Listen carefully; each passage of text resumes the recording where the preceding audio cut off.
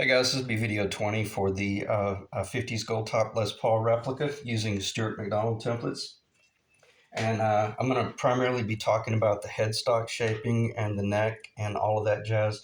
If I talk about the body, it will only be related to how the neck interacts with the body and or the fretboard and all that jazz. But let me get this out of the way briefly. I have this listed on eBay, and I promised the guys on eBay that I would just kind of briefly bring it up and talk about it a little bit. And I had one guy ask a question about this, and it made me realize that sometimes I have to realize that everybody doesn't know exactly what this is or what it would fit on. What the B6 is, the B6 is designed for the larger body guitars, and like the Anniversary, the 61, 18, 17, and all that jazz, as well as the Falcon and all of the bigger body guitars. You could put this on another guitar, but the fact that it has the Gretsch logo, it's going to really increase the value of a Gretsch. Okay, but nonetheless, if you the reason I'm having to talk about this, there was a guy that asked a question. He was like, which one would fit on a double Anniversary? And this guitar right here is, and I'm basically responding to you, Stew, where you had asked me about would this Bigsby fit on a double Anniversary. What I'm holding in my hand is a double Anniversary conversion that I converted to a 6120. That's the B6. That's the patent number one, and then that's the B6 that is for the Gretsch. They're identical in their footprint. The hinge is a little bit different, just in the length, but the footprint of the Bigsby is the same. Okay, so it's an excellent vintage condition. Highest bidder gets it, so knock yourself out. Auction ends Sunday. No, I don't offer a buy it now price. I prefer to just let it sell and see what it goes for. So now that I got that out of the way, let's get it off the table. And I keep a little pad in there as well. So I don't know why I brought that up. All right, let's talk about 50's Les Pauls. Let me check the time. 2 minutes and 25 seconds of Bigsby and Gretsch head rambling. Do a little bit of a flyby. Headstock is looking very nice. I'm not surprised. So I'm very excited to see it come together. Nonetheless, I'm still not complacent. I'm extremely careful when I'm doing these things because, as I always clarify, one hiccup and you'll lose your project.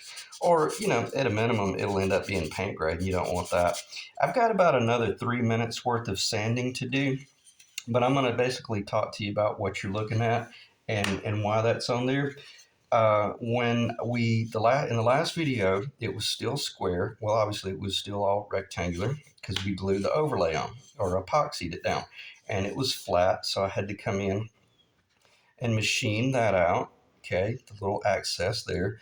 And that's not something that you want to just grab up sandpaper and chisels and start shaping. You want to machine that so it's very professional and very clean, so that obviously, regardless, you could put your traditional truss rod cover on there, but once that cover is removed, it reveals a custom built guitar. If it were a single adjustable, if it was a single truss rod, then it would be put in differently and all that jazz. But nonetheless, this will protect the industry and yet still provide a beautiful vintage profile, because we're looking at a 17-degree pitch headstock. That's vintage correct. I'm looking at slightly under 5/8 of an inch here, and just ever so slightly under 9/16 of an inch up here. So it tapers a little bit. And to me, that's really beautiful because that's more of the jazz guitar profile. Really happy with the color, the blending of the wood and all that stuff. I won't talk too much about that, but I'm very happy with it. And the cool thing is, this is a two-piece neck. And once you wet it, because these two boards came out of the same large block, it was like a 3x4 inch block. I got 3 necks out of it. And just by gluing up your two pieces and doing opposing annular ring, in other words, the annular rings on this side, they flare out to the right, and on this side they flare out to the left. and it's really beautiful when you clear coat it, because then you see this real pretty fan.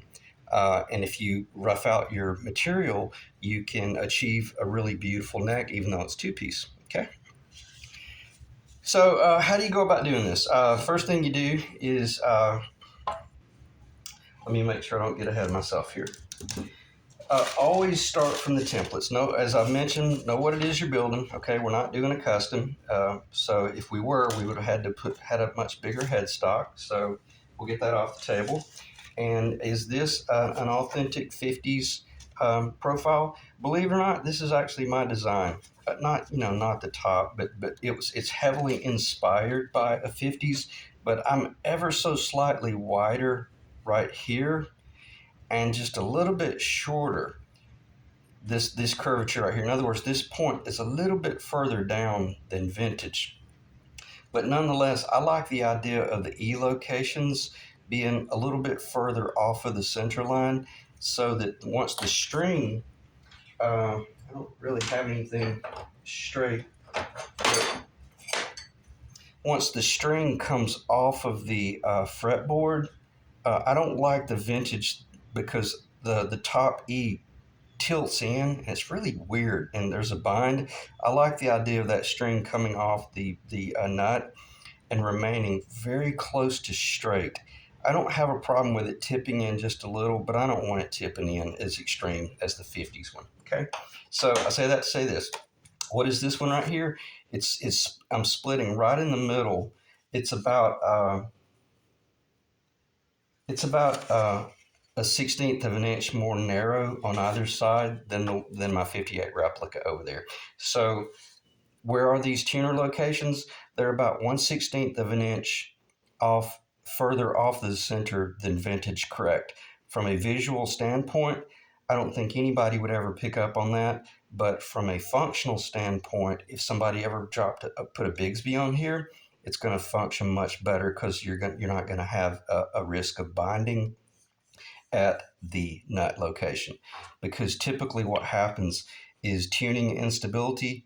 Most people don't realize it. A great majority of the time, your tuning instability is at the nut location. That's where the culprit is. Okay, if you get the right material, the right cut, you can run a Bigsby and get brine sets are crazy, and it'll stay in tune. I've been using Bigsby's for about 20 years.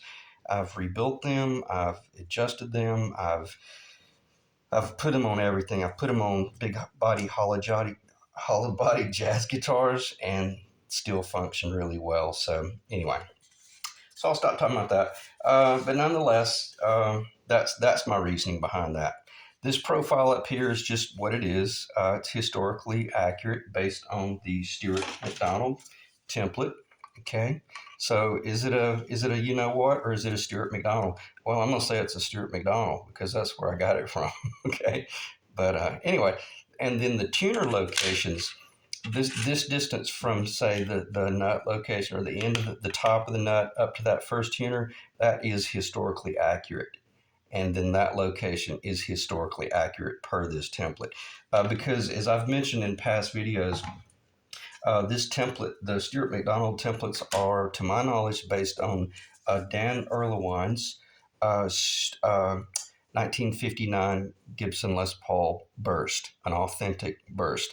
And they've built a ton of guitars based on that one. And so is it vintage correct? Yeah, it should be. It should be spot on. Okay. All right, let me check the time again. We're at 9 minutes and 11 seconds. Everybody remembers that date. All right, what do we got here? Let's talk about cutting this profile first. And then I'm going to leave this on just ever so slightly because I want to talk about how I did that. But I want to get these off the table. You can either do a 7/8 inch radius round over. It would be cut in that fashion. You could cut it like this if you wanted, but I don't like the idea. That I like cutting this way because it allows me to cut the heel. You put a block down here, otherwise you're going to cut the whole bottom off. But if you cut from the top side like this, Then you can flip it over and cut from the other side. Not on this template, but just, you design your own template. I'm not going to show you mine because I've never seen anybody do it that way, and I'm real persnickety about sharing certain things. But you can cut this from the top, and pretty much this one is 7/8 of an inch radius, a 1 3/4 inch diameter. This one is a 1 inch radius, a 2 inch diameter. This is what I cut this one at. Why? Because it's much closer to the vintage StewMac 1950's Les Paul with this. In other words, this profile right here is far closer, if not near identical, to the true 50's uh, Les Paul. That one over there, in my little 58 replica, is the 7/8 inch, and it's a big, fat, chunky tone monster. So if you like really big, fat, chunky necks, then you'll want to go with the 7/8 inch radius. If you like the authentic 50's Gibson, then you're going to want to go with a 1 inch. Okay. So now that I can get that off the table, now we'll talk about. I'm not going to go into thicknesses or anything, but why is this on here? So that after I did the glue up and the veneer up, I could cut that with the roundover bit. Not is it one pass? It's one final pass, but it's a series of stepping up to it. And basically, this was done on a router table with just a real simple straight edge that you could. I have a straight edge mounted to my router table that has a pin, and then I can adjust. If this was the route, well, I just like that. If the router bit was sticking up through the table like that, I can adjust this fence so that this will ride along the fence. Okay. And how do you start out? Not with this bit. You start out with an 1/8 inch bit with a flat surface, and you just kind of come up here and you kiss it, and then you pull it off and you look at it, and then you just cowboy your way to the finish line. You just you're either moving to the right or you're moving to the left, and once you find center with this bit, then you remove this bit because this was just a center lining bit. Then you load this bit and just start easing up to your bottom. And then right there at the end, you just make one final pass. You go into it and come out, and then just ever so slight amount of sanding and shaping just to kind of ease the edge, round over the edge a little bit, and voila, you got a beautiful cut. Okay, now I can get this off and show you how I did that. Most of you guys that have been hanging around for a while, you've seen me do this. 2 pieces of masking tape. You put masking tape here, and then you put masking tape there, and then you use your medium thick I call it jet glue. This is just CA glue. I do 3 dots, 1, 2, 3. If you have a surface that you're really cautious about, you might want to do more tape so you don't risk the glue coming over and contaminating your body. But this thing is like a feat. It's so feather light. It's amazing. And this is all the more reason why I wanted to do the Honduran mahogany there and here. I mean, we're going to have to do a weight analysis on this if I can remember. But man, it's insane how light it is. And I still haven't even cut the tuner locations. It's crazy. It's going to be so light. It'll be very resonant too. Now my heater just turned on, so let me see if I can get it tapped in. I can hear, I've got it up against my ear.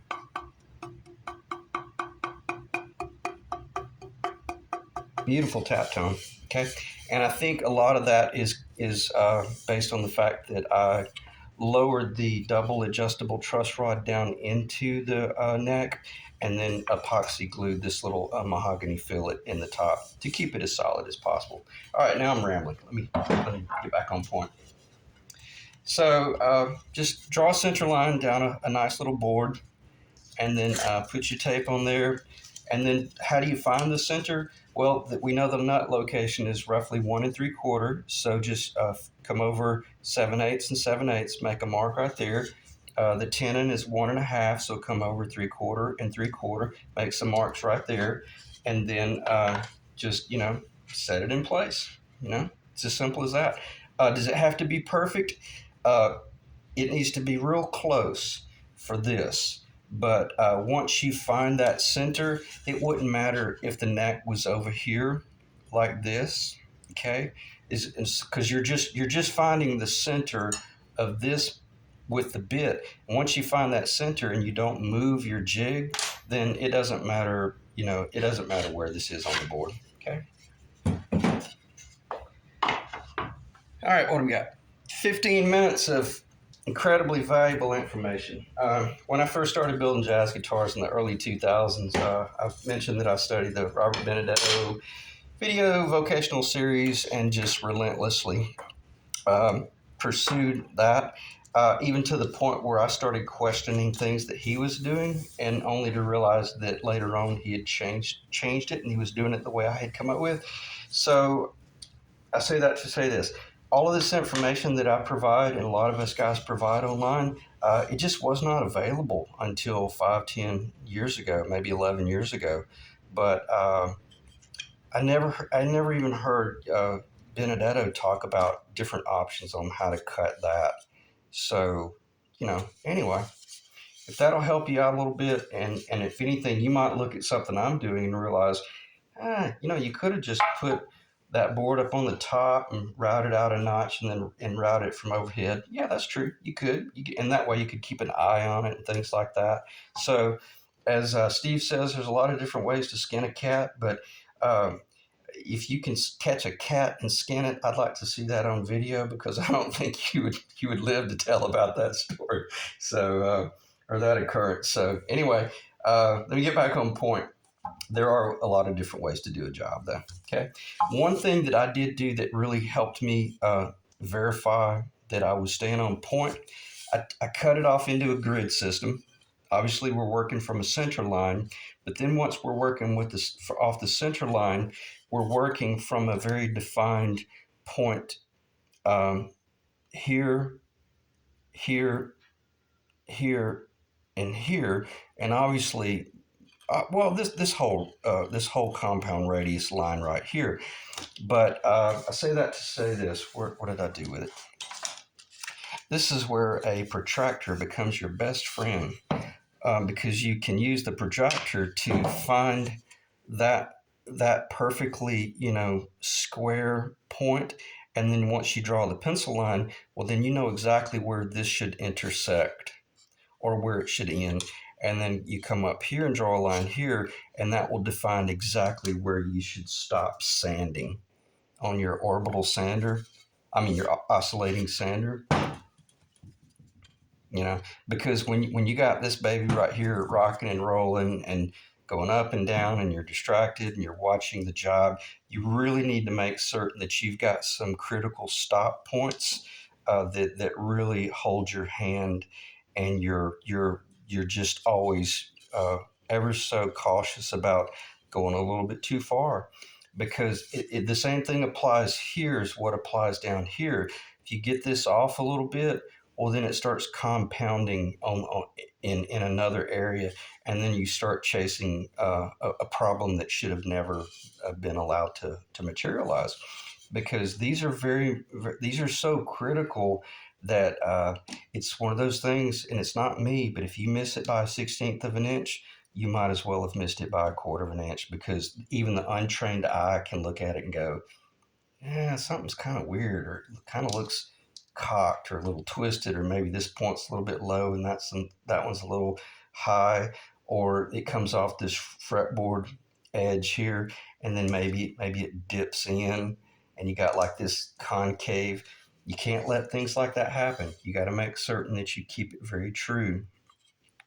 And trust me, again, even the most untrained eye, they'll pick up on things like that. Okay, we check the time. 19 minutes. What else should I talk about? I don't really think there's a lot other than the next video. I'm going to be moving into taking a large board like that and turning that into your fretboard. It's Gabon ebony, unbelievable tap tones. I never stain these, meaning like with a pigmented stain. I always just select a beautiful wood and leave it natural. Ebony is very much chocolate. It's not black. Some of the ebony is very, very dark, but if you get a hold of a piece of ebony that's like really, really, really black, odds are it's probably injected with some sort of black stain. And but the Gabon ebony is beautiful, and you'll see a little bit of light streaking. See that tan right there? I think that's called. Well, it starts with a C. Cremelican, maybe. Crelican or Cremelican mahogany. I don't like anything that's vivid or has any chatoyancy because I only did it once. I built a jazz guitar once with an absolutely beautiful fretboard. It was some sort of rosewood, and man, it was so vivid and so beautiful. And I polished it up, and it was just truly stunning. But the chatoyancy was so deep and so vivid that when I looked down at it as a player, I couldn't judge depth perception, and it was the oddest thing where I had to get rid of the guitar. It was stunning. It was beautiful. I even told the guy that bought it, I was like, you just make certain that you don't need to stare at your fretboard because it'll hypnotize you and you'll get dizzy looking into the thing. So always go with a real bland wood if you're that type player. Or at a minimum, know what you're going to get yourself into. We'll talk a lot about fretboards and war stories and stuff like that. But nonetheless, I'm very happy with it. Let me pause the camera and we'll do a quick weight analysis, and hopefully it will kick back on. I have been having problems with my phone, so if it does not come back on, we'll end the video right there. I appreciate you guys checking in, and I'll see you in the next video if I'm not back here briefly. Okay, hopefully it's still recording. I'm set up starting out in pounds first, not touching the table. 1.010 pounds. It's just a lower.